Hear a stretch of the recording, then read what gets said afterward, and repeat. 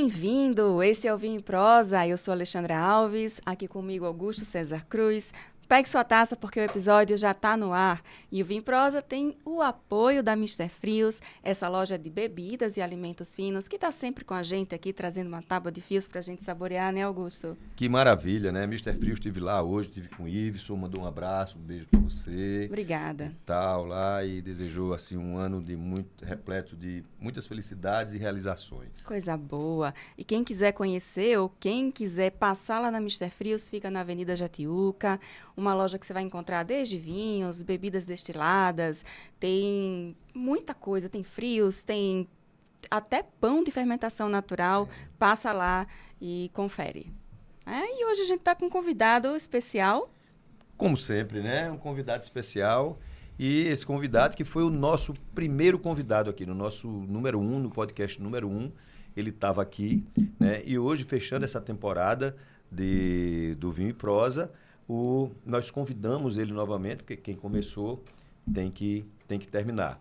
E aqui está conosco o nosso queridíssimo Deco Sadigurski. Muito bem-vindo, Deco. Ele que é empresário, ele que é sommelier, que é influenciador digital e que também é chefe de cozinha. Está aqui de novo com a gente para bater um super papo aí. Um prazer e uma honra eu que abri aqui o podcast e agora fechando essa temporada, é bom demais. E agora, antes eu tinha vindo com o Diogo, que além de ser meu melhor amigo aqui em Maceió, é parceiro de trabalho, de vinhos e tudo. E agora sozinho para a gente poder também contar muita coisa aqui. Vamos contar muita história aqui, com certeza. O papo vai ser muito agradável, a gente vai conversar muito sobre isso vinhos aí. Aqui. O vinho e a prosa vai ser boa, né? Ale, a gente tá fechando, né, esse ciclo, né? Pois é, a gente tá hoje, né? Hoje é o último episódio da primeira temporada do Vinho e Prosa. Foram 5 meses, Deco. A gente aqui toda semana trazendo episódios novos, né? Conversando com pessoas diferentes. E vamos dar uma pausazinha para voltar depois com novidades e melhor ainda para nossa audiência. Com certeza, nós já estamos reformulando aqui o nosso podcast. Então, isso foi realmente um aprendizado, né? Tudo que a gente conseguiu aprender e que foi produtivo, a gente vai manter no nosso podcast, mas também terá muitas inovações, muitas coisas diferentes. Bom, vai ser surpresa, nós não vamos dar muito spoiler aqui não, para que as pessoas, daqui mais uns 2 meses, mais ou menos, a gente está retornando com uma segunda temporada do Vinho e Prosa. Então, vamos lá. Deco, você aqui de volta mais uma vez, uma alegria enorme. E eu quero saber primeiro, você como chefe de cozinha e sommelier, quem veio primeiro na sua vida, o vinho ou a gastronomia? A gastronomia veio primeiro, com toda certeza. Eu sempre gostei de cozinhar, desde mais novo, em casa. Meus pais cozinham muito, minha mãe já trabalhou anos com restaurante, com sobremesa. Meu pai, a casa que a gente morava antes, quando eu era mais novo, tinha uma cozinha na casa que era só dele, só para ele cozinhar. Então lá em casa a gente sempre viveu no meio de cozinha. E depois, muito tempo depois, que veio o vinho, né? Eu morei fora também, trabalhei em restaurante mexicano, depois voltei para o Brasil. Foi aí que despertou. Antes de tudo, eu era fisioterapeuta. Trabalhava com fisioterapia e tal. Depois, quando eu larguei a fisio, foi para entrar na gastronomia. E no decorrer do tempo, informalmente trabalhando, eu fiz depois o curso de gastronomia aqui de Maceió. Foi o primeiro curso que teve, foi o primeiro ano de curso. Fui na Nassau, na época. Me formei em gastronomia e depois segui profissionalmente para ela até chegar hoje. Fiz consultoria para muitos hotéis e pousadas aqui de Maceió, restaurantes. E aí depois montei o Black Beef, na época food truck. E depois virou loja e hoje é franquia. Show de bola. Maravilha. Mas hoje a sua atividade, vamos dizer assim, profissional é mais com comida porque você é empresário do ramo de alimentação. Isso. Eu não estou mais tão dentro da cozinha hoje. Eu faço mais a parte do backstage ali. A parte do empresarial mesmo. Isso, Antes eu estava bem dentro da cozinha. Como eu falei, eu fazia consultorias em hotéis, restaurantes, dentro de cozinha. No Black Beef, praticamente nos 3 primeiros anos do Black Beef, eu era atuante na cozinha. Quando eu montei o food truck, era eu que ficava na chapa no food truck e tal. Inclusive na minha sala. A mão na massa mesmo. Na minha sala em casa eu tenho 2 quadros bem grandes com as camisas que eu usava na época de fazer os hambúrgueres e tal. É bem bacana. Mas hoje meu contato, eu sinto muita falta de cozinha, mas eu não tenho um contato tão grande com a cozinha em si como eu gostaria de ter. Mas com os vinhos você tem com o sempre. vinho é 24 horas. Então vamos apresentar esse vinho logo aqui pra gente já ir degustando, pra vamos, gente né? já ir Porque tomando, é um né? espumante, a gente tem que tomar geladinho, né? Então vamos lá. Apresenta A gente aí, está amigo. aqui com uma garrafa da Bulgária. Esse é um espumante produzido pelo método tradicional, é feito no Vale de Struma, lá na Bulgária, e é produzido com uma uva exótica, diferente. É uma das principais uvas lá da Bulgária, que é a Melnik. Ah, que legal. Curiosamente, é uma uva tinta que faz um espumante Isso. branco, né? Poxa Eu vida. nunca provei na minha vida um espumante de Melnik. Primeira vez. Vamos lá. É uma novidade, né? Serve a Uma gente, novidade, Augusto? com certeza. Primeira vez. Eu não sabia Deixa nem eu- que tinha, na verdade, espumante de Melnik. Peguei o seu aqui Ah, deixa primeiro, eu dar né? minha taça. E dizer o seguinte, a gente está falando aqui em Bulgária, gente, porque e esse vinho que veio da Bulgária, e tem mais outra novidade, que já não é novidade, né? Que já é um sucesso, é o livro da Lê, Ah, que tá. é Vinhos do Leste Europeu. Exatamente. Vinhos do Leste Europeu. Eu já li. Já leu? E Já aí, li, já Deco? li, tá legal, tá muito bacana. Até passei o feedback pra ela. Tá uma leitura gostosa, fácil, você consegue matar ele rapidinho e tem muita informação bacana de coisas que a gente não tem contato, assim, tão no dia a dia nosso, né? São vinhos bem distantes e que você também não acha com tanta facilidade no mercado. Então são informações que eu acho que quem gosta de vinho tem que dar uma lida. Sabe o pra que eu poder- achei legal, Deco? Que eu passei esse livro para o nosso professor, o professor Borges, e o feedback dele foi maravilhoso. Eu passei para outras pessoas lá da BS São Paulo também, estou aguardando feedback. Estou muito feliz. Ah, mas o vinho é muito bom, né? O Deco já está dando dele aqui. O livro. O livro é muito bom. O Deco já deu dele, eu também dei o meu. O livro é fantástico, né? Eu achei. E você é muito caprichosa, né? Caprichou Obrigada, no gente. livro. Assim tem eu vou ficar ilustrações, vermelhinha. Não, vindo de você não poderia. Não seria diferente, né? Tá bem Tem que completinho, ser- tá bem completo, tá bem Tem que ser legal. um livro de muita qualidade. Então vamos com uma brindar, né? contribuição. Vamos brindar. Vamos lá, um brinde. Ao livro, a nossa... ao livro da Lê. E ao Deco aqui, E ao sua Deco e ao presença. novo ano, né? É Nós isso estamos aí. já aqui em 2025. Tá chegando, né, a virada. E aí, agora que seja um ano muito proveitoso para todos nós aqui. Amém.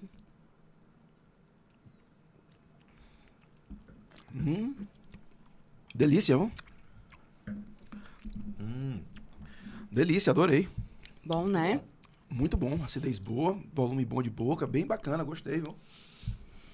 E você bom. gosta de espumantes, você é especialista em espumantes, Adoro né? espumante. Hoje é o que eu mais bebo é espumante. É? E eu nesse acho que calor, todo né? mundo em Maceió deveria beber mais espumantes. Eu também Antes tô do nessa episódio, vibe eu também. falei com o Deco e eu perguntei, Deco, o que, é que você quer tomar hoje? Um tinto, um branco ou um espumante? Aí ele, Me me surpreenda. surpreenda, né? Aí, tá surpreso?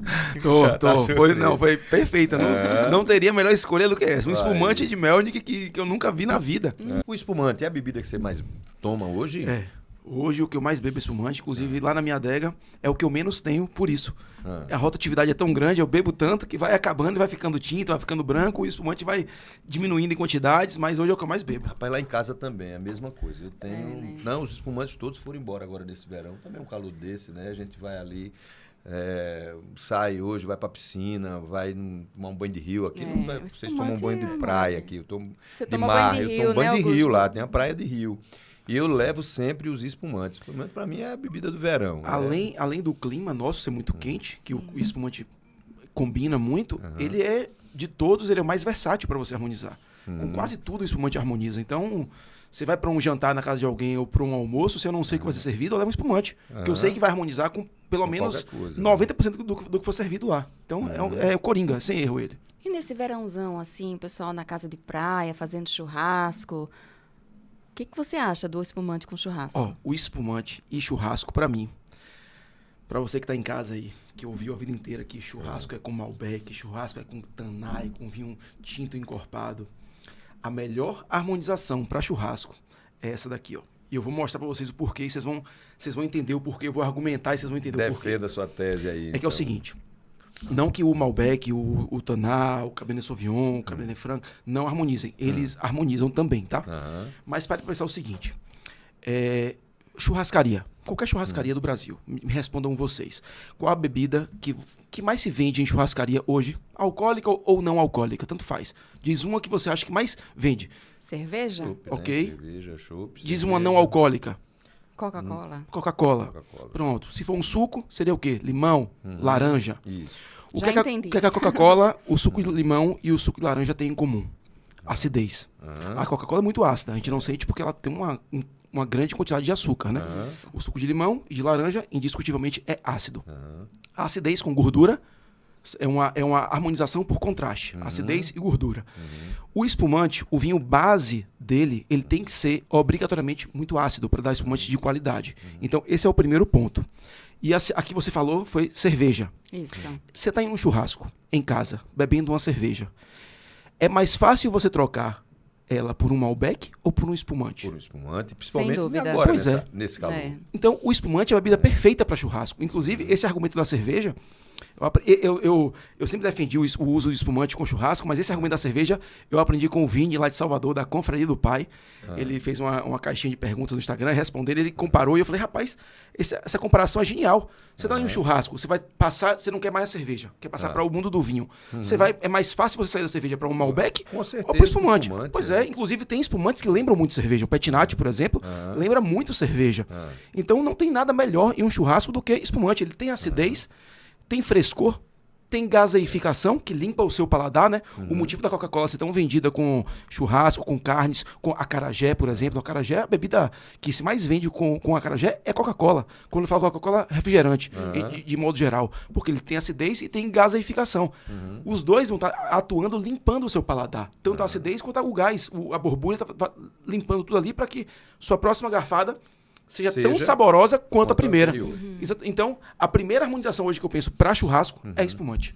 Não, e com certeza, né? Principalmente nesse calor, né? Que a gente vive Pois aqui. Aqui no Hoje, Nordeste, quando me chamam, né? eu levo meu espumante geladinho e claro que sai. Então, eu já fiz essa harmonia inconscientemente. Exatamente. Inconscientemente já tomei o espumante, cerveja ou espumante. Eu vou tomar espumante. E vou comer um churrasco, uma carninha. E outra coisa, e fica realmente qual o maravilhoso. horário que mais se faz churrasco? Final de semana, no almoço, com a família e tal. Então, o almoço, aquele sol de meio-dia batendo e você tomando um Malbec, não tem condições. Então, isso aqui é perfeito. E quem vai pro espumante com churrasco é um caminho sem volta, tá? Você vai e você não consegue mais largar. Em casa mesmo, quando eu faço, eu não consigo tomar outra coisa que não seja espumante. E seguindo essa linha aí, a gente tá falando de harmonização, aproveitando, Deco, que você é o cara do hambúrguer, né? Do black beef. Como é que a gente faria para harmonizar aí um vinho com um hambúrguer? O hambúrguer, a teoria da harmonização do hambúrguer é mais ou menos parecida com a da pizza. Hoje a gente tem hambúrgueres com vários componentes ali dentro dele, né? Não só carne. Mas se a gente estiver falando de um cheeseburger tradicional, eu gosto muito de merlot.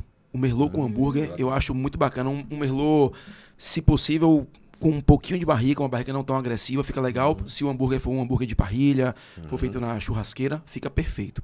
Agora vai depender muito do que tem dentro desse hambúrguer. Tem hambúrguer que porque misturam muita coisa. Exatamente. Né? Então aí tem no hoje hambúrguer tudo que a tem gente molho, tem né? ali, tem... Então, por exemplo, até vinho branco você pode colocar com hambúrguer e vai cair perfeitamente bem. Tem muito hambúrguer hoje que tem picles de cebola, picles de pepino, que tem muita acidez. Então você bota um vinho branco, um alvarinho, um vinho verde, cai muito bem. Mesmo sendo um hambúrguer tendo carne, mas ele tem componentes ali dentro que beneficiam essa harmonização com o vinho branco. É como uma massa, por exemplo, uma massa de filé mignon aos 4 queijos. Tem carne, que é o filé mignon, mas o vinho certo para você harmonizar seria um branco. Porque vai harmonizar com molho. Exatamente. Com molho, Então, a teoria do hambúrguer é essa. Depende do que tiver dentro. Mas se for um hambúrguer tradicional, acho que merlot, um Chiantizinho cai muito bem também, que é um vinho bem leve, também tem uma acidez bacana. Chianti eu adoro. Já fiz muita harmonização de hambúrguer com Chianti. Tá. Com espumante você já fez, já que você é especialista? Não, tá aí. Nunca comi hambúrguer, nunca harmonizei hambúrguer com espumante. Nunca fiz esse teste, não. Vai fazer o teste agora, né? Voltando ao espumante, você tem algum, assim, em relação ao método que você prefira, sei lá, você prefere mais espumantes do método tradicional, ou do método Charmat, ou do método Asti, sei lá.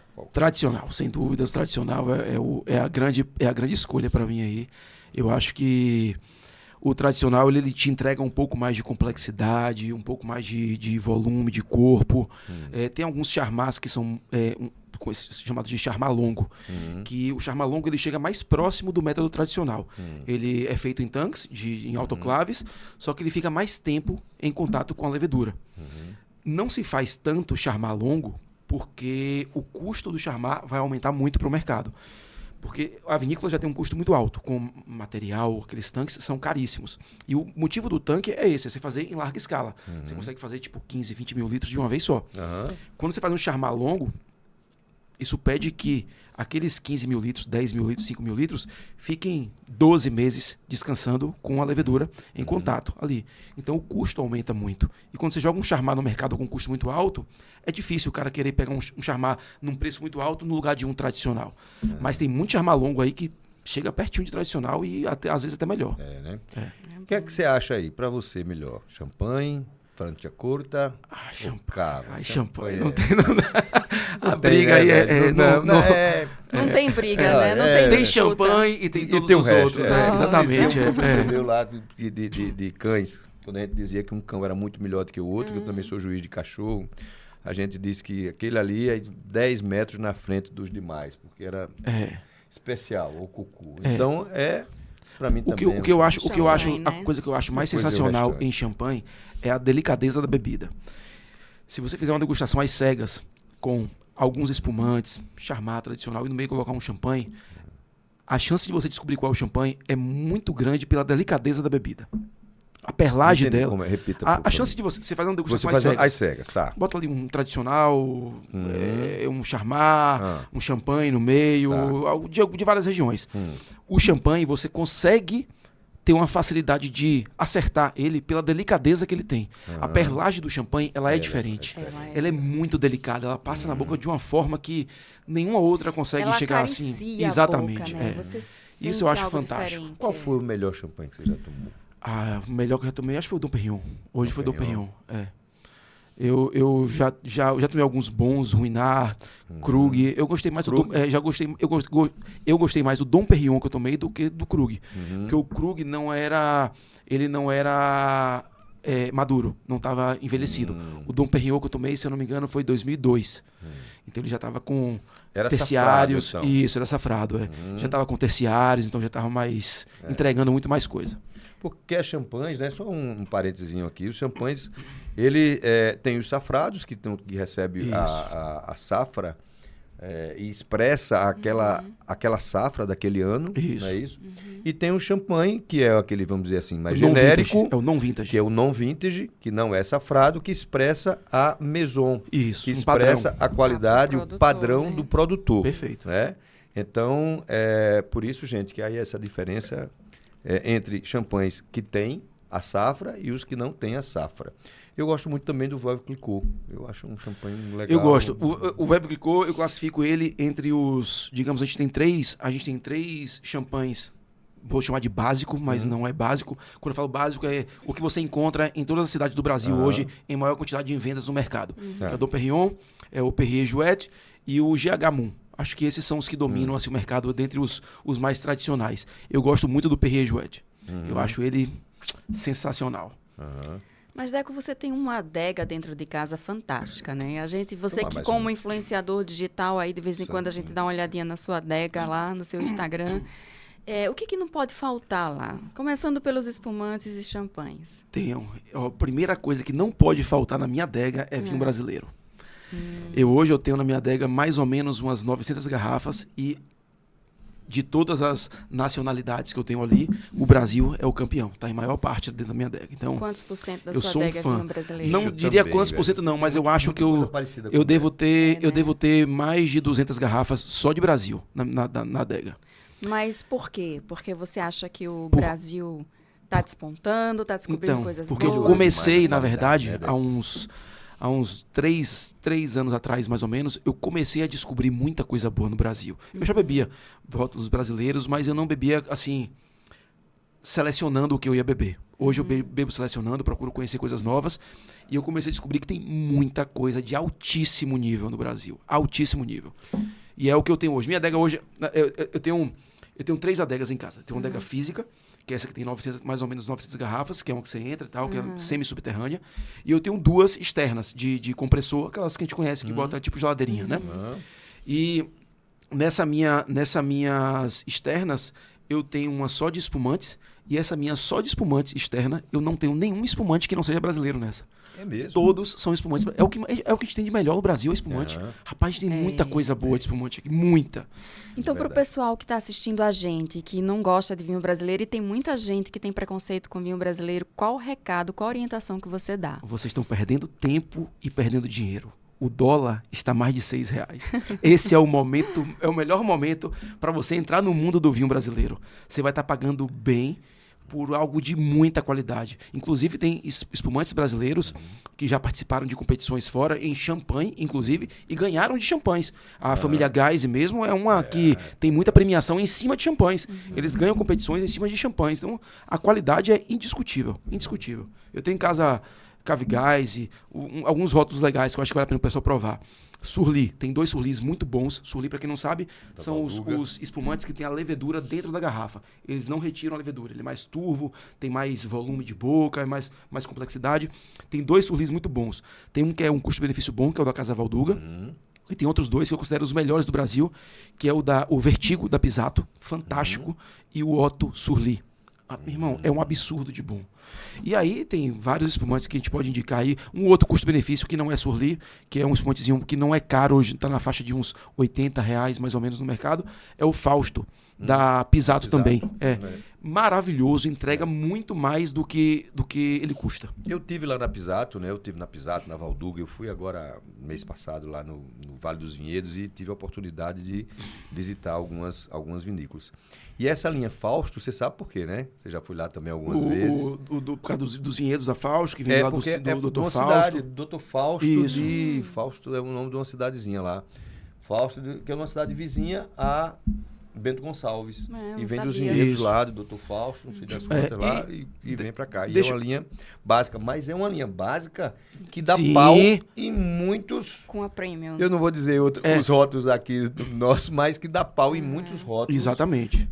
Exatamente. Daqui. Inclusive, é fantástico. Contar pra vocês, eu não sei se vocês chegaram a provar ou já viram, a Garbo, Enologia Criativa, que também é um pessoal daqui do Brasil, eles fizeram agora uma cidra com Chardonnay. Rapaz, uma maravilha, delicioso de verdade. A cidra é o espumante feito de maçã, né? Que a gente conhece aí, famoso, o cidra cerezé e tal. Isso. Pronto. Eles fizeram uma brincadeira que é uma cidra com chardonnay. É uma mistura, um blend de cidra e chardonnay na mesma garrafa.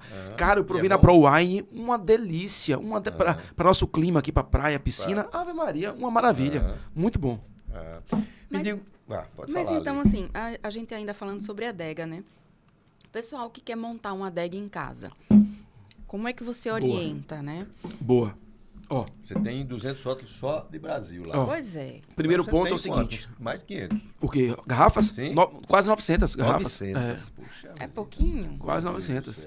Agora, a maioria que eu tenho é de guarda. Por isso que eu tenho tanta garrafa, porque acaba que não tem rotatividade, porque são garrafas que eu estou esperando ainda 5, 6 anos para poder abrir. Vamos falar mais depois sobre o vinho de guarda, que a gente quer adega. Saber aqui. Primeiro ponto que eu acho que todo mundo erra quando vai comprar uma adega é... Vocês podem não entender, mas no dia que vocês comprarem, vocês vão entender. A pessoa vai no mercado e compra uma adega de 12 garrafas ou de 24 garrafas. Não façam isso. Vocês vão se arrepender em pouquíssimo tempo. Primeiro é o seguinte, o argumento é, mas eu tomo pouco vinho.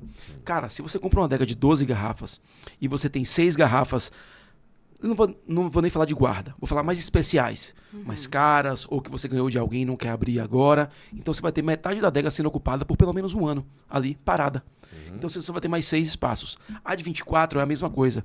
Então acaba que reduz muito o espaço, porque você coloca vinhos que ficam mais tempo armazenados ali. Então você não tem vinho para rotatividade. Vai um convidado seu em casa, você vai ter 4 garrafinhas para abrir, e as outras são as especiais, que estão ali você não quer abrir. Então eu sempre indico, vai comprar uma adega, investe um pouquinho mais e compra no mínimo de 50 garrafas, porque senão você vai se arrepender. A de 50 vai servir para hoje e para o amanhã. Mesmo a de 50 tá cara hoje, viu? Tem muita promoção legal aí. Tem uma marca, assim, não é a que eu uso em casa, mas eu participo de algumas confrarias e alguns confrades já me deram feedback, que é a tal da EOS.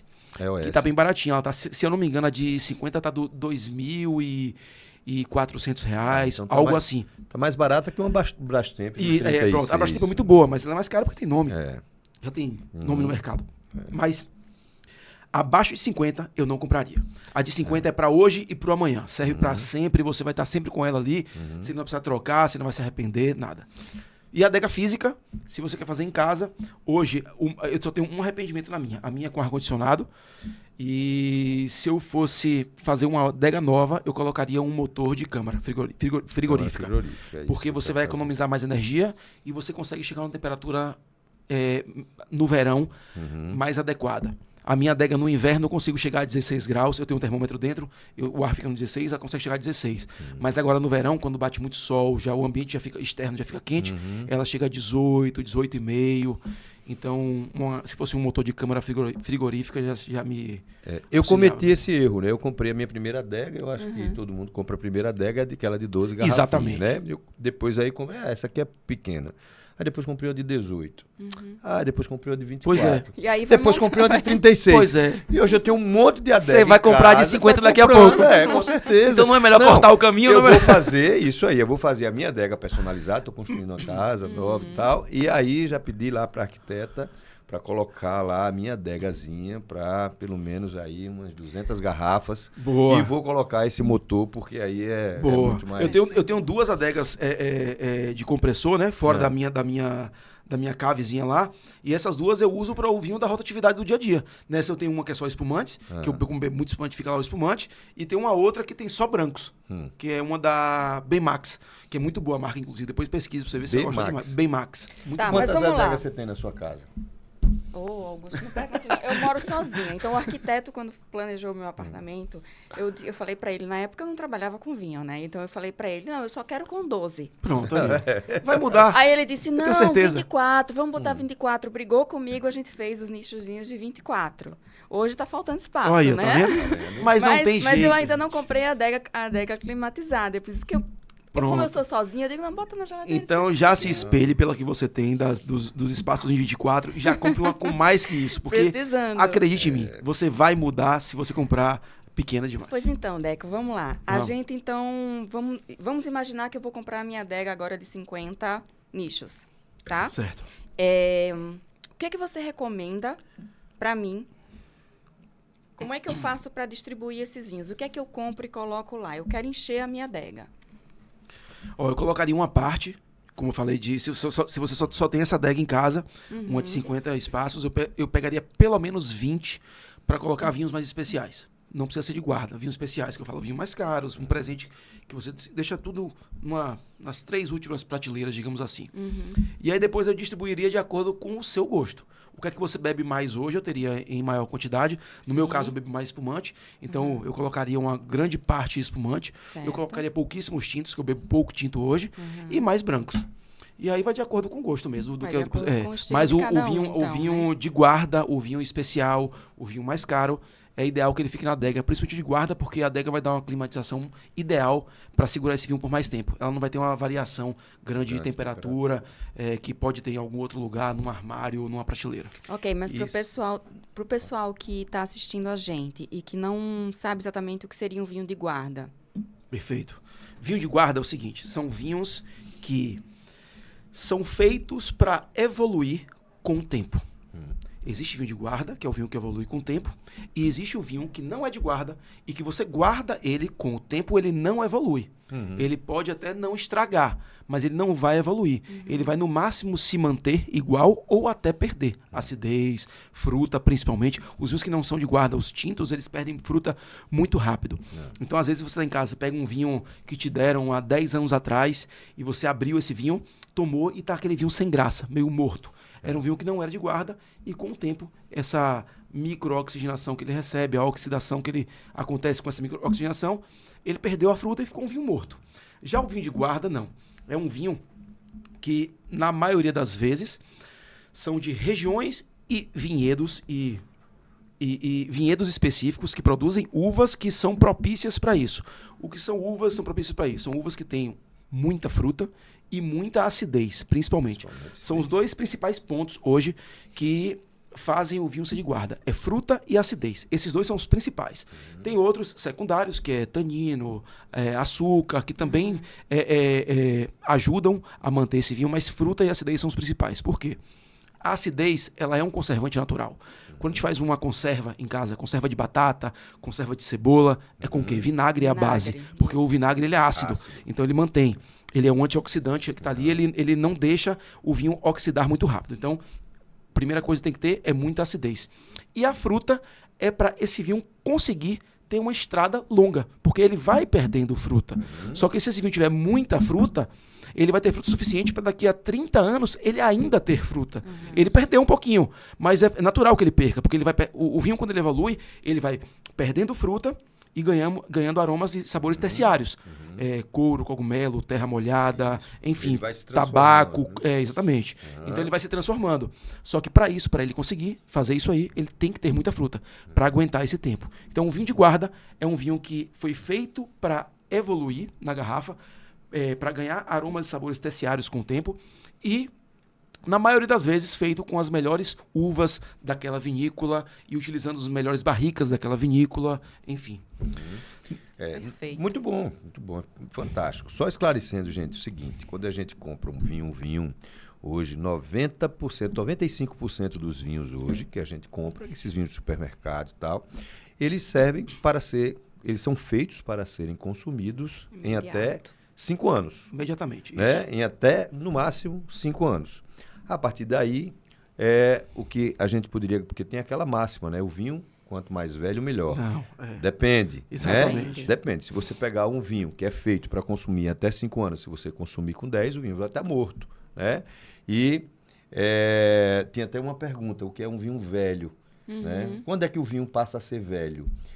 Teve uma pergunta de um amigo meu que eu respondi para ele isso. Eu disse, olha, o vinho passa a ser velho, depende. Se o vinho for um vinho para ser consumido até 5 anos, a partir de 5 anos ele já é um vinho velho. Com 6 anos, com 7 anos é um vinho que não tem. Mas se for um vinho para ser consumido como os grandes Brunelos, como os grandes Barolos, né, como outros tantos que tem aí, vinhos de guarda que a gente precisa guardar, então, esses vinhos, ele não pode ser velho, dura 20, 30, 40, 50, os grandes Borgonha, os grandes Bordeaux, que são vinhos aí que de 20, 30, de 40, de Quanto 50. mais o tempo passa, melhor ele fica, Isso. né? E eu vou só para finalizar o assunto do vinho velho, e uma característica muito bacana do vinho quando ele amadurece na garrafa, quando ele passa anos na garrafa, é a maciez do tanino que ele traz. Tem muito vinho que tem um tanino muito potente. Por exemplo, você falou do Barolo. O Barolo, se você abre um Barolo 2018, tá? Ele tá uma bomba, uma porrada na cara. Então, os anos de garrafa beneficiam muito ele nesse sentido. O tanino dele fica muito sedoso, muito macio. Tem uma reação química. Você sabe como é que funciona essa reação química do tanino na garrafa? Porque ele é macia? É legal. Vou explicar pro pessoal na garrafa como o tanino é macia na garrafa. Que é o seguinte, o tanino, imagina, eu dou sempre esse exemplo da bolinha de ping-pong. O tanino, ele tem uma molécula que é do tamanho de uma bolinha de ping-pong, só pra gente ter uma comparação, tá? Essa molécula da bolinha de ping-pong é o mesmo tamanho da molécula da nossa saliva. Então, elas têm atração, são moléculas iguais, elas se atraem. Então, quando eu pego um vinho com tanino muito novo, jovem, e boto na boca, as moléculas vão se trair, então vai secar toda a minha saliva da boca e vai estar muito agressivo, aquele vinho que eu vou estar bem adstringente na boca. Se eu deixo um vinho muito tempo na barrica ou muito tempo na garrafa, o tempo de contato entre essas moléculas faz com que elas se agrupem. Se a mesma molécula dos taninos se agrupam, eu tenho uma de ping-pong e outra de ping-pong, e ela se agrupou, ela virou agora uma bolinha de tênis, correto? Maior. Pronto, uma bolinha maior.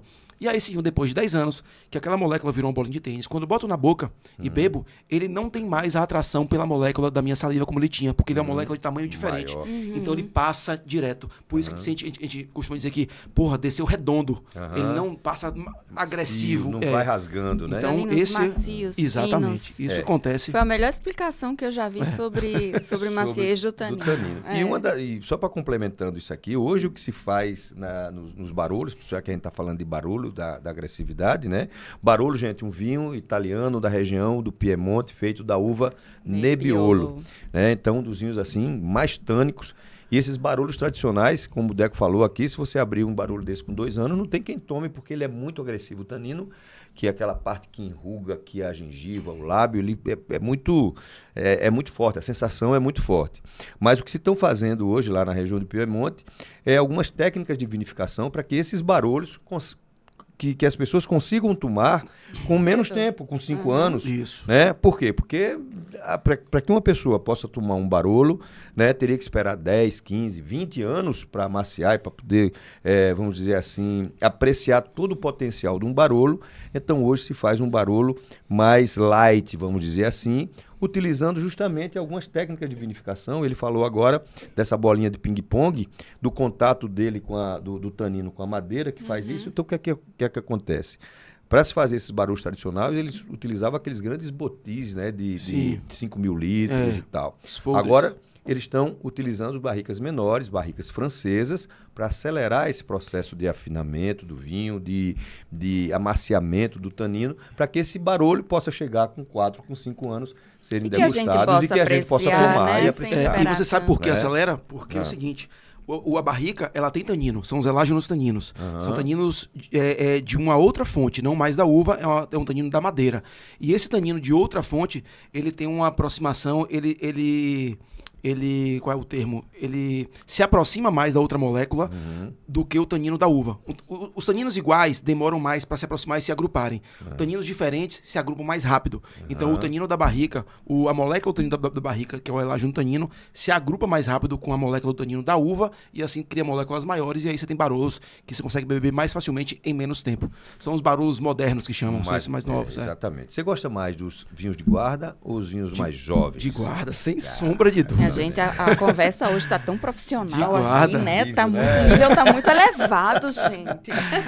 Mas o vinho de guarda é bom demais, você tá louco, é bom demais. Eu abri essa semana um vinho de Colares, de uma uva chamada Ramisco. Não sei se você já teve a oportunidade de provar. Não provei. E Colares é lá de Portugal, uma região de Portugal onde o pé é pé franco, né? E ele é bem próximo da praia. E é feito na areia. E ele tem toda uma característica, né? Apesar de ser um vinho tinto, mas você tem uma salinidade, uma mineralidade no vinho tinto. E esse vinho era em 2015, mas ele estava maravilhoso. Por quê? Porque ele estava com os aromas e os sabores terciários. Quando a gente abriu, tinha um amigo meu que é criador de cavalos. Ele disse, isso aqui está com cheiro lá da minha cocheira. Da sela de cavalo. Da sela de cavalo, de estibaria e tal. E aí a gente foi delícia, falando isso é uma delícia. É bom, couro, né? ele, poxa vida. E ele não entendia nada de vinho, mas começou a sentir os aromas. Ele disse que tá um cheiro diferente. Como a gente começou a falar... Ele começou a falar... Curiosamente, quando eu comecei a ter uma condição financeira melhor, que eu comecei a tomar vinhos melhores, vinhos mais caros, foi a primeira vez que eu senti o aroma de couro em um vinho, foi um Chateauneuf du Pape. Foi o primeiro vinho, quando eu senti, quando eu botei, eu tava em casa, tava sozinho, inclusive, em casa, tomando um vinho, aí eu falei, eu vou abrir, hoje eu vou me dar esse prazer, vou abrir esse Chateauneuf du Pape, que era um vinho caro e tal. E aí eu botei, quando eu senti, eu falei, rapaz, tem um negócio do couro mesmo que todo mundo fala. Eu achava que até então era balela. Couro, que nada. Isso tem muito tempo já. Quando eu botei, eu só senti cheiro de sela de cavalo. Me lembrou muito sela de cavalo, porque minha infância foi muito em interior, em fazenda. E quando eu senti, eu falei, meu Deus, olha, é a sela de um cavalo, literalmente. Incrível, muito interessante. Bom. Deco, mas você, além de tudo, é influenciador digital, né? Sim. Eu queria entender como é que é esse seu trabalho na internet. Você fala sobre vinhos, fala sobre gastronomia. Conta um pouquinho pra gente sobre isso. Eu me tornei acidentalmente, na verdade, né? Quando eu montei o Black Beef, nasceu aqui em Maceió, e quando a gente começou a replicar as lojas pelo Brasil, entrou o Caio Castro como sócio do Black Beef na época, e a gente ia junto para muita loja e eu acabei ganhando muito seguidor. O pessoal me via muito no Instagram dele também e tal, e começou a entrar muito seguidor para mim, e aí eu comecei a levar aquilo mais a sério do Instagram, né? E aí eu comecei a fazer mesmo um trabalho de influencer quando eu entrei no mundo do vinho, que eu comecei a fazer postagens sobre vinho, indicar vinho e tal. E uma coisa muito bacana, modéstia a parte do meu Instagram, é que é o seguinte: como não é a minha fonte de renda principal, eu me permito hoje postar só o que eu quero, só o que é bom, e não o que eu sou pago para postar. Aquilo que você acredita. Exatamente, Então, por exemplo, tem muitas empresas que me contratam, eu sou contratado por algumas empresas, mas eu deixo claro antes de me contratar. Eu tenho até um contrato que eu fiz, que é um padrão, e lá tem escrito que eu só posto o que eu acho que se comunica com o meu público e o que vale a pena ser comprado. Se você, Augusto, é dono de uma vinícola, ou um importador, ou um distribuidor, e você, Deco, eu queria fazer uma parceria com você de divulgação e tal, a gente faz. E aí você me manda uma caixa de vinhos, por exemplo, para divulgar. Se nessa caixa não tiver nada que eu ache legal, eu não vou divulgar, não vou postar. Eu nem cobro nada pra você. Também, sabe? Também é recíproco. Claro. Ó. E eu sou muito sincero com quem me contrata. Se não me agradou, eu falo. E aí já aconteceu, inclusive, de me mandarem vinhos que eu não gostei. Eu passar pra ele me mandar uma segunda remessa e só vir coisa boa. E aí eu fiz postagem. Eu coloco. Quando o vinho é muito bom, ele vai pro meu feed. Eu tenho alguns vinhos no meu feed. Quando é um vinho que chama muita atenção, eu coloco no feed. Isso é bom porque dá credibilidade. Exatamente. Né? Não, e eu cresci em cima disso. Hoje o meu público, eu tenho muito seguidor que quando eu indico lá vinhos, os caras correm para comprar. Tem alguns sites, por exemplo, que me mandam um cupom de desconto, não por parceria. Tipo assim, não tem nenhuma troca de pagamento de nada. Ele fala assim, Deco, ó, eu tô com um cupom desse vinho que você provou na confraria. Aconteceu já, inclusive, agora. A gente teve uma confraria de Chardonnays do mundo. E tinha Chablis, tinha 2 Chablis, tinha um Planeta, que é de uma região de solos vulcânicos no Etna. Vinhos maravilhosos. E o que ganhou a confraria foi o Primeira Estrada, que é um vinho brasileiro, de R$150. E aí eu postei, falei, cara, a gente tá aqui impressionado e tal, pra ele, não sei nem quem é o pessoal do Estrada Real, que é a vinícola que faz a Primeira Estrada. E aí eu falei, cara, ele tá impressionado, porque um vinho de R$150 brasileiro desbancou 2 Chablis e um Planeta. E que são vinhos de R$700. Só pra você ter uma ideia de custo. E aí o cara entrou em contato comigo, Deco, eu vi que vocês gostaram do vinho e tal, ó, eu tenho um cupom de desconto, se você quiser dar pra o pessoal da confraria e tal. Ele me passou o cupom. E eu passei pra meus amigos no grupo da confraria, passei pra... O integrante da confraria tá sabendo disso agora. Né? O Augusto, ele faz parte da confraria nossa. Rapaz, mas tô em falta. São 15 pessoas aqui de Maceió, essa confraria, são 15 amigos e pessoas do mundo do vinho. O Augusto faz parte. A gente já teve 3 encontros, recém-formado. Ele não foi nenhum ainda. Ainda não, mas na próxima eu tô de férias, eu vou, porque é dia de terça-feira, é complicado. Mas voltando ao Instagram, então eu acho que eu cresci em cima da veracidade do que eu falo. Eu não falo o vinho por falar, porque me pagaram ou para agradar alguém. Se não for bom, eu não falo. A mesma coisa com gastronomia, restaurantes que eu frequento. Se não for bom, eu passo por um restaurante o que tinha de errado. Como eu sou da área de gastronomia, se eu tiver conhecimento naquilo, eu passo, ó, isso tava assim. Eu fui comer um hambúrguer e o hambúrguer tava ressecado. Eu falo pra ele, ó, seu hambúrguer tava ressecado, deve ser por isso, tem que fazer desse jeito, tal. Eu até ensino ele a corrigir. Ele corrige, eu vou de novo e posto. Já aconteceu, inclusive. Uma pizzaria me chamou pra eu divulgar a pizzaria. Eu fui lá, comi. Não estava boa a pizza. E ó, que pizza pra ser ruim, o cara tem que se esforçar. E aí eu falei pra ele, ó, bicho, não precisa me pagar, eu não vou lhe cobrar. Mas faz o seguinte, teste fazer isso aqui, ó. Falei pra ele, trocar algumas coisas de ingrediente. Ele trocou. Um mês depois eu voltei lá e tava top a pizza. E ele falou, bicho, mudei e realmente minha pizza mudou completamente. Tá muito melhor. Aí eu fui e divulguei a pizzaria. Uma coisa eu conheci, por exemplo, a Otto com você. Isso. Né? Eu não conhecia a Otto, não, né? E aí, quando poxa vida, eu trouxe aqui um vinho da Otto, inclusive a gente colocou aqui não sei se você viu. É porque o episódio não foi ao ar, esse que a gente tomou.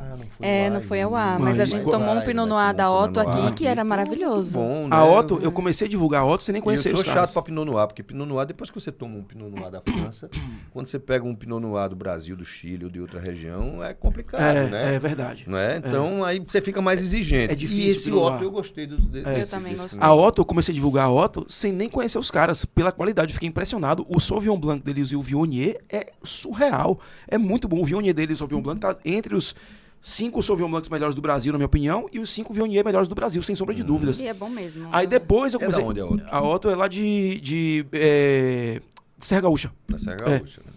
E quando eu comecei a divulgar eles aqui, eu não conhecia, e hoje eu divulgo com mais prazer ainda, porque hoje já tá aqui em Maceió, na Verdes Mares, que é de Diogo, que é meu amigo. Então eu divulgo com mais prazer ainda a Otto hoje. Inclusive, eu tenho muito Otto em casa. Eu tenho uma linha toda da Otto. Diogo, né? Grande Diogo. Um abraço lá para o pessoal da Verdes Mares e do Terroir, né? Terroir, na minha opinião, humilde opinião, não é porque é dele, mas de Wine Bar em Maceió, eu acho que a gente tá no topo da pirâmide ali. O Wine Bar, tanto de comida quanto de rótulos, quem faz a seleção de rótulos da Terroir é Diogo. Então é um cara que tem muito conhecimento. É a pessoa que eu mais consulto hoje em vinhos. É uma consulta recíproca. Ele às vezes me consulta uma coisa, eu consulto ele também outra coisa. Mas ele entende muito e a seleção dele é toda baseada em qualidade. Falar em wine bar, Maceió está crescendo muito, né? Abriu agora essa semana um novo bar no Jaraguá, né? Ontem não, no dia da gravação, no caso... dia 18. Isso, exatamente. Foi o Live Sá, lá no Jaraguá, um wine bar também. Está crescendo muito. Você tem o Terroir, tem o Live Sá. Vai ser wine bar e casa de festas, eu acho. O nosso querido Guilhermo... Guilhermo. Sim, do Guilhermo Melendes. Ele é um É o dos- sommelier, um dos é o sommelier sommeliers. consultor de lá. De Isso. lá, né? Ele tá na consultoria fazendo Mandar um abraço também, né, pro nosso querido confrade. Abraço, Guilherme. também tá no grupo, Guilherme. Tá. Diogo, É o clube do Guilherme, Bolinha, é o clube do O Bolinha. Antônio que veio aqui também. Antônio Felicella. Grande abraço. Meu sócio, viu? É, né? Muito bom, gente. A conversa tá uma delícia, né? Muito boa. Ó, Vamos deixa fazer eu mais um deixa eu brinde? pontuar uma coisa pra vocês aqui. Vamos lá. Achei que você ia brindar. Eu achei também, a gente pode brindar também, mas eu achei que ficou melhor Bora. agora com a temperatura abrindo, né? subindo mais, sabia? É. Dá uma mexidinha aqui pra cheirar. Esse daqui passou 24 meses em contatos com o sommelier. Isso. Contra com a levedura. Vamos falar da mexidinha aqui para cheirar aqui, né? Algumas, tem duas linhas aqui na degustação do espumante, né? Uma linha diz que você não deve girar a taça, porque você vai perder, se você girar a taça, você vai perder o gás carbônico, você vai perder aí as borbulhas. Outras dizem que você tem que girar para poder sentir os aromas. Qual a sua linha na apreciação, na degustação do espumante? Bom, primeiro é o seguinte, a gente tá tomando uma taça tulipa aqui, que pra mim é a melhor taça para espumantes. Tá. Essa Diferente, viu, gente, da taça Flute, que é aquela mais A compridinha, né? A flute tá quase em desuso, Em né? desuso. A Agora, compridinha. é essa aqui, é a taça Tulipa, é a taça ideal para... A taça Tomar flute, a compridinha, eu espumante. tinha em casa e dei todas. eu Porque ainda só tenho tava lá, ocupando mas espaço eu lá, não- eu nunca usava. Agora é verdade. Só eu falei, rapaz, eu parei Não pra usa pensar, mais, o né? que é que eu faço lá em casa quando eu quero dar alguma coisa? Eu pensei, ó, tem quanto tempo que eu não uso isso? Eu não vou usar nunca. Tá aqui há 4 anos sem pegar. Pra que tá aqui? Dá esse negócio, é acumulador, ficar acumulando coisa em casa. Aí eu peguei e dei. Aqui é o seguinte, a minha concepção é, numa taça tulipa como essa, eu acho que não tem necessidade de rodar, porque ela é uma taça pequena. Então, a própria gaseificação do espumante já faz com que ele volatilize aqui dentro e já fique os aromas para você poder captar aqui tranquilamente. Se você está tomando em uma taça Borgonha, eu costumo tomar espumante na taça Borgonha em casa. Desculpa, na Bordeaux. Eu tomo mais na Bordeaux. A Bordeaux é aquela mais tradicional que a gente vê em todos os restaurantes e a Borgonha é que tem o bojo um pouco mais gordinho e ela vai subindo, afinando um pouco mais. É a mais largona, é a Borgonha. Eu tomo na Bordeaux. A Bordeaux, se você vai sentir uma vez o aroma, ok, não tem problema você girar e sentir. Mas se você ficar a noite toda naquela, vai beber, gira. Vai beber, gira. Vai perder a gaseificação. Não tem segredo. Então, eu aconselho que, se você quer girar para a primeira experiência, você não conhece aquele espumante, aquele champanhe, você quer sentir o que ele tem. Então, dá uma giradinha, capta aquele e tal, e depois, ó, sossega, vai tomando, vai sentindo o aroma que ele já libera com a própria perlagem dele ali. Tá. E a taça Tulipa é realmente a mais adequada? É fantástica, além de linda. Essa taça é linda demais. Olha que coisa linda. Olha Essa isso É aqui. linda, né, essa taça. Olha que taça maravilhosa. É. Chique, além Eu vi em prosa, né? Eu vi em prosa. Ela, na tem verdade, dessas ela é a coisas. mistura das duas, né? Ela tem uma alma da flute com a influência da Bordeaux, porque ela tem um bojo, né? Que é onde capta aqui os aromas, fica aqui os aromas, mas também ela tem comprimento como é a flute. O que prejudica a flute é que ela é muito fininha. A flute, na verdade, ela foi feita para manter o espumante gelado por mais tempo e manter a perlagem. Essa daqui resolve os dois problemas, manter ele gelado e manter a perlagem e lhe dá aroma. E tem umas tulipas que são ainda mais gordinhas. Isso, né? São lindas. lindíssimas. Tem uma edição da um Belle Époque, da Belle Époque, que é um espumante rosé da Perrier Jouet, tem uma edição dela que acompanha a taça. Diogo até tem em casa essa taça, que é linda. É uma tulipa dessa mais Eu sou a bojudinha, louca das pintada taças. à mão. Essa taça é pintada à mão, com 2 rosas assim do lado. Rapaz, Olha, é linda demais. Eu sou a louca das taças, Deco. Eu amo, por mim eu teria assim uma eu adoro. coleção Eu adoro. de taça. Sua cristaleira deve ser recheada. Pois tenho ó, muita já vou dar uma taça. dica que vale a pena vocês.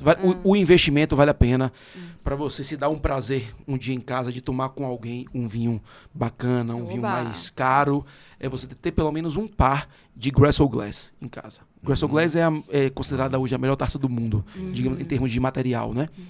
É incrivelmente leve e incrivelmente fina. É muito, muito fina. Não é barata, é uma taça que está hoje R$500 mais ou menos, a unidade dela. Mas, vou lhe dizer, muda completamente. É como o carro, né? Você vai fazer uma viagem daqui para Arapiraca de Lamborghini e você vai fazer uma viagem daqui para Arapiraca de Celta. Os dois te levam para o mesmo lugar. Mas a viagem é diferente. É diferente. A experiência é outra. Diferente, Então, a taça é a mesma coisa. Você vai conseguir beber. Muita gente fala, taça é frescura e tal. De certa forma, tá certo. Tem um pouco de frescura na taça. Mas quando você pega uma Gressel Glass para beber um vinho, você até valoriza mais aquele vinho, aquele momento. Se torna mais especial. Então, psicologicamente, tudo melhora. Você tá bebendo na melhor taça do mundo. Você tá bebendo uma taça de R$500. Você, porra, É muita frescura. Sabe? É muita frescura, mas a gente Mas ama tudo pois é, isso, né? Você gosta de coisa Além boa. disso, não, e o sabor é diferente, né? Já tem estudos científicos, inclusive, que você tomar numa taça de vidro e numa taça de cristal, Não. o sabor e os aromas... Completamente são bem, diferente, não. Tá louco. Entrega muito mais. Eu fico triste quando eu vou num restaurante e a taça de vidro. Eu fico... Também. E quando não tem nenhuma taça adequada, né? Que é aquela tacinha... Não, tem lugares que você vai que tem taça assim pro vinho. É. Literalmente assim. Aqui em Maceió, inclusive, eu já fui em lugares que o cara pegou uma tacinha de água pra botar o vinho. Aí eu... Faz o seguinte, irmão, troca o vinho, traga uma coca com gelo aí que tá ótimo, pronto. E cancela o vinho. Mas graças a Deus que a gente está crescendo muito, principalmente na preparação dos nossos profissionais Verdade. de vinho, né? E o trabalho que a ABS Alagoas fez, formando mais de 60 sommeliers que estão Aqui no preparados. Bem mais. São bem três mais. turmas. Três eu boto turmas umas de 20 aí. 25, 27 próximo de alunos. 70. Mais de Bota aí, 70. mais de 70. É. Então, eu acho que a qualidade do serviço de vinho hoje em Alagoas é diferenciado. A gente não encontra isso, por exemplo, em Sergipe. Eu fui para Gramado, eu disse até aqui no outro episódio, que eu fiquei decepcionado, uma cidade Com turística como serviço, Gramado, com o serviço de vinho terrivelmente. E hoje você vai no Maria Antonieta, né, onde tem nossos colegas lá, o Romilton, o Robson, o Rafa, né, que foi agora vice-campeão de sommelier. E o serviço de vinho é um serviço... não só o Tem serviço. Isso novidade, agrega né? a experiência de você tomar Não um só o serviço, né? Desde a vinda da BS para cá, a quantidade de estabelecimentos que passaram a trabalhar com vinho em maior quantidade, aumentar, melhorar a sua carta também mudou muito. Há 5 anos atrás, pouquíssimos lugares em Maceió tinham uma carta de vinho decente. Verdade, Hoje em dia tem é. muito lugar já que está contratando sommelier para fazer a carta, pedindo consultoria. Então você vê que o mercado já abriu muito mais a cabeça para isso. Isso. E falando nessa parte de educação de vinhos, tem novidade aí para Sim, janeiro, tem, né? tem. Conta aí pra gente. Em maio começam as primeiras turmas da W7 aqui em Maceió, que é o Wine and Spirit Education Trust, que é o curso aí, digamos, mundialmente mais conhecido, né? Que tem hoje praticamente no mundo inteiro, um curso britânico lá de Londres. E é muito bacana, eu fiz W7 já, Diogo também, a gente foi da mesma turma, inclusive também, Diogo. E está começando em maio a turma do W7-1 aqui em Maceió, aulas presenciais, W7-2 também, e em junho o W7-3. Então vai ser muito bom também, vai somar ainda mais para o crescimento desse mercado, porque são cursos que têm níveis de conhecimento diferentes, né? O W1, 2 e 3. Tem níveis de preços diferentes, então o W7-1 é muito acessível, então permite que donos de loja, de restaurantes, matriculem funcionários a um precinho que ele vai pagar quase... O W7-1, pra você ter ideia, fica R$200 e poucos por mês, se o cara dividir em 10 vezes no cartão. Então, mas é um final de semana. Só, o W7-1 é um sábado, é um dia inteiro. É um dia inteiro, Aí tem um W7-2, que é mais tempo, que é uma semana de aula, depois tem a parte de degustação e tal, enfim. E depois tem o W7-3 também, que é mais complexo, é para quem já está mais avançado, para quem já fez ABS, por exemplo, seria bacana, agrega muito, soma muito no conhecimento. E eu acho fantástico, a W7, a metodologia deles é fantástica, eu adoro, eu sou suspeito porque eu gosto demais. Eu vou fazer, inclusive, o 3, que vai ter aqui em junho. Muito bom. Junho, né? Isso. Maravilha. Não, tudo que vier para acrescentar em relação ao estudo do vinho, para quem gosta, Com certeza. Maravilhoso. Com certeza. Que bom. É através de qual é a... Da Enocultura. Enocultura. Isso, lá de São Paulo. Maravilha. Inclusive, eu acho que o time de professores vai ser o mesmo em São Paulo, que só tem fera. Só tem fera mesmo. Os caras são altíssimo nível de Quem conhecimento. são os nomes que Eu sei de um que é professor lá da Enocultura de São Paulo, que é o Vini. Que é o Vinícius Santiago. Lá não da é? ABS. Ele é da ABS e Isso, Rio Grande do Sul. Isso, O cara hoje é uma referência. Para mim, ele é referente em ensino, ele é uma referência sem sombra de dúvidas. Muito bom. Uma turma muito boa. Tem a Karine Vilela também lá. Tem o próprio Gianni Tartari, que também O Gianni é do W7? também do W7-3. Que ele era ABS, né? Essa turma... Às vezes dá os dois, Transita nos dois mundos aí. Eles são... Bom, mas que maravilha. Que venha mais para que a gente possa se aperfeiçoar cada vez mais no mundo de vinho. Vamos falar de rótulos? Vamos. pouquinho? Bora. Vamos. Vamos falar, eu queria fazer um jogo aqui com você, Ale, e com ele aqui. Ok. Vamos ver aqui se a gente diz alguns rótulos de espumantes, vinhos tintos até R$100. Ih. Né? É 150. Ai, Tá bom. Não, porque... Vamos ver aí pra gente ver. Você aqui. me prejudicou. E aí, acima de 150, vamos botar entre no meio, até 200 então? Vamos Até botar- 150 dá pra ir. Dá pra ir? Dá pra ir. Pronto, pra gente colocar assim, para que todo mundo possa querer um vinho bom. Sim. Porque todo mundo pergunta, eu quero tomar um vinho bom. Mas o que é um vinho bom?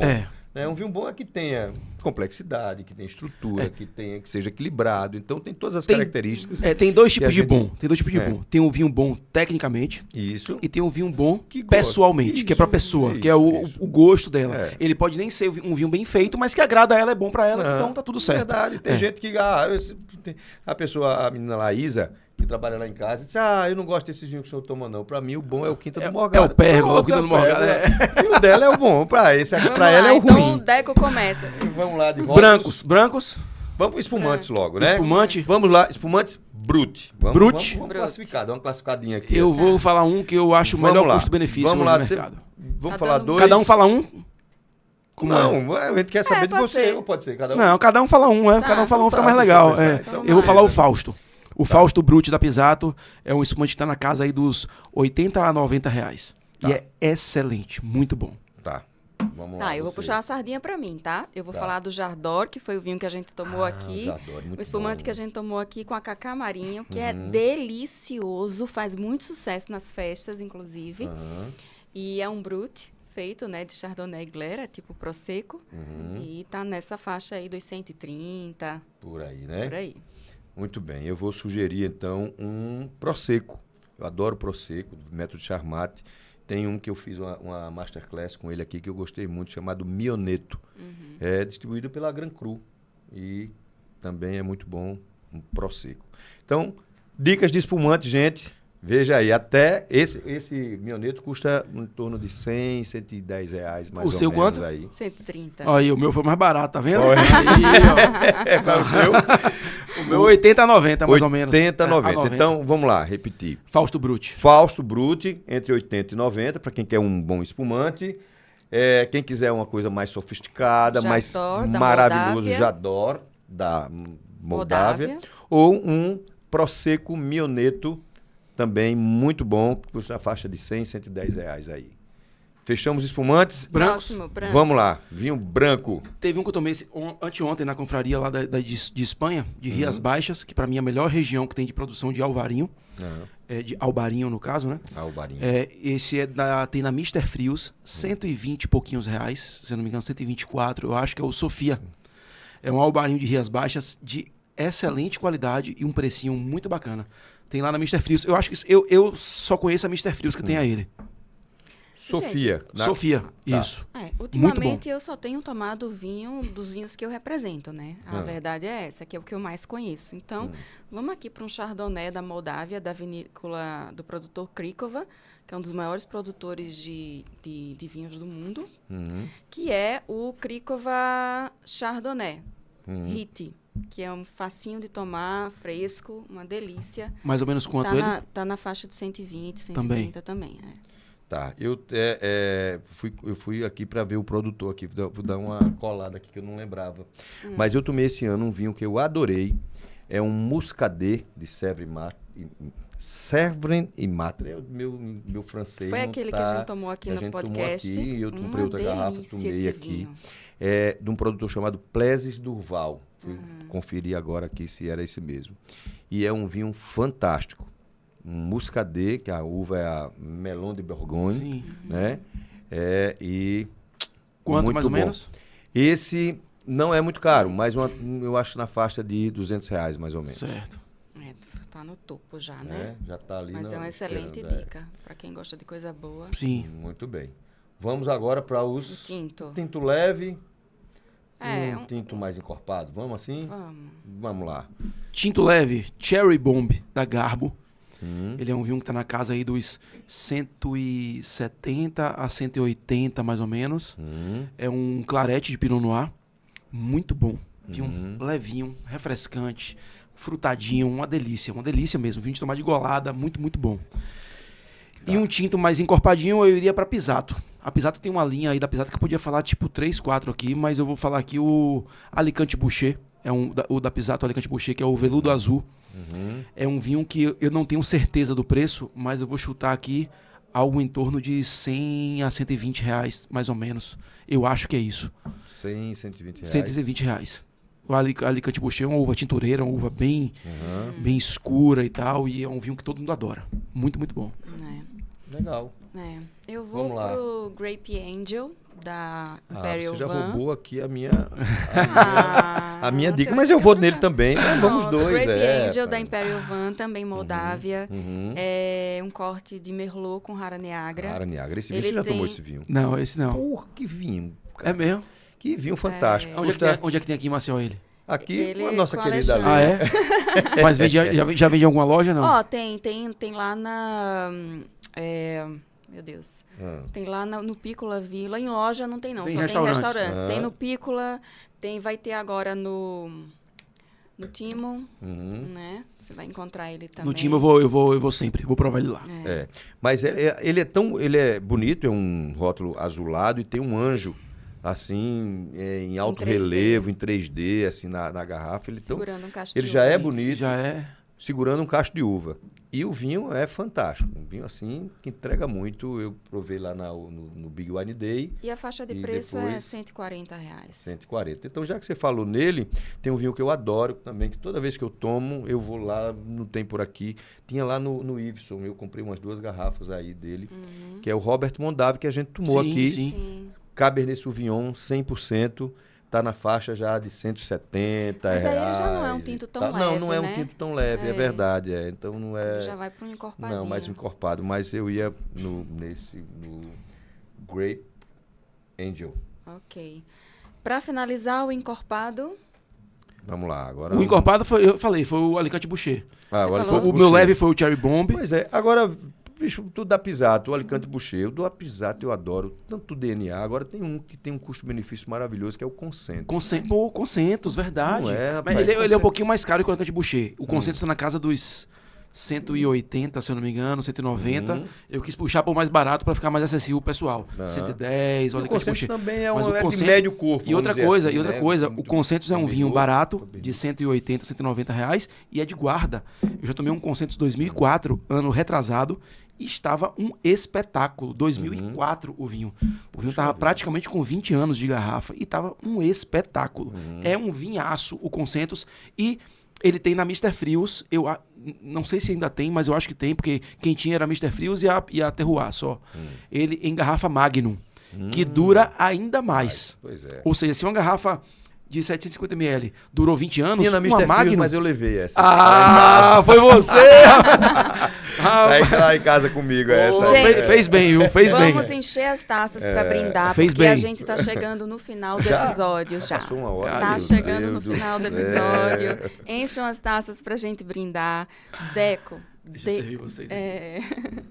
Opa. Eu quero falar da Mr. Frios mais uma vez, que foi a nossa parceirona. As taças, eu aqui fiquei esperando. Era para eu encher as taças aqui. Mas eu fiquei pensando no Concentus lá, que tá em casa, que eu preciso abrir um dia. O meu tá cheio. Só quando forem os sommeliers lá em casa lá. Né, quando for lá, a gente tem que guardar um. Não, você fez bem demais, porque aquilo ali é item de colecionador. E outra coisa, o Concentus eu não sei se ainda tem. Tem o Concentus, tem os dois agora. O Concentus eu não sei se ainda tem no mercado, mas a DNA já não tem mais no mercado. Quem comprar, comprou. Na Mr. Frios tem uma DNA, ainda safra 2020, inclusive Magno. E tá barato lá. Eu ia levar, só que minha mulher não deixou, não. Falar da Mr. Frios, tá? Que foi a nossa parceirona aí durante esse período em que a gente construiu essa primeira temporada. Sou cliente assíduo da Mr. Frios. A Mr. Frios sempre nossa parceirona aí nessa primeira temporada do podcast Vinho e Prosa. Verdade. Avisar aqui para nossa audiência, gente, que essa primeira temporada ela tá encerrando com esse episódio que ficou no ar durante 5 meses, então a gente trouxe aqui muitas pessoas legais, a gente conversou, conheceu, levou conhecimento, levou entretenimento através do vinho, a gente teve a oportunidade de viver mesmo essas experiências excepcionais, né? E agora chegou a hora de dar uma pausa, chegou a hora de tirar férias, né, Augusto? Descansar um pouquinho e replanejar o Vinho e Prosa para a partir de fevereiro a gente voltar com muita coisa boa, com novidades. Vai ser maravilhoso. Gente, foi uma delícia, né? Foi aqui, se a gente trouxe para cá gente experiente, gente novata, sommelier de cerveja, sommelier de uísque, especialista em uísque, grandes nomes do vinho do Brasil, pessoas que não são tão conhecidas, mas que gostam de vinhos, que gostam de tomar vinho no dia a dia. Então, eu acho que eu estou muito satisfeito ali. Eu estou feliz com esse projeto. Também estou, eu acho que foi muito legal. Claro que a gente vai precisar melhorar em alguns pontos, e é isso que a gente quer. Vamos tirar só essa pausazinha, serão 2 mesezinhos aí que a gente vai dar uma respirada e planejar novos episódios de Vinho e Prosa para que fique cada vez mais atraente, para que cada vez mais pessoas possam nos assistir e a gente levar um conteúdo sobre vinho para todo mundo. Mas tem um detalhe, viu? Tem um bocado de episódio aí para você maratonar no mês de janeiro, né? Tem muita gente aí para vocês assistirem no nosso YouTube, no nosso Spotify. Vai lá e aproveita as férias para maratonar no Vinho e Prosa. E já aproveita que você está assistindo agora aí, já compartilha esse episódio com seu amigo que adora vinho e que vai curtir esse bate-papo da gente de hoje aqui. Isso aí, Deco, deixa o seu recado. Deco, muito obrigado. Obrigado a vocês, foi uma honra estar aqui com vocês, ter aberto praticamente o programa e fechado também essa temporada. Foi bom demais e sucesso ao Vinho e Prosa. Em 2025. Opa! Espero que tenham convidados melhores ainda do que o desse ano. Com certeza. E Muito você bom. vai voltar aqui novamente. Você é sempre um papo agradável da casa já. Pessoal, muito obrigado. Feliz ano novo, aproveitem as férias e até a volta. Tchau, gente. Um abraço. Tchau, tchau.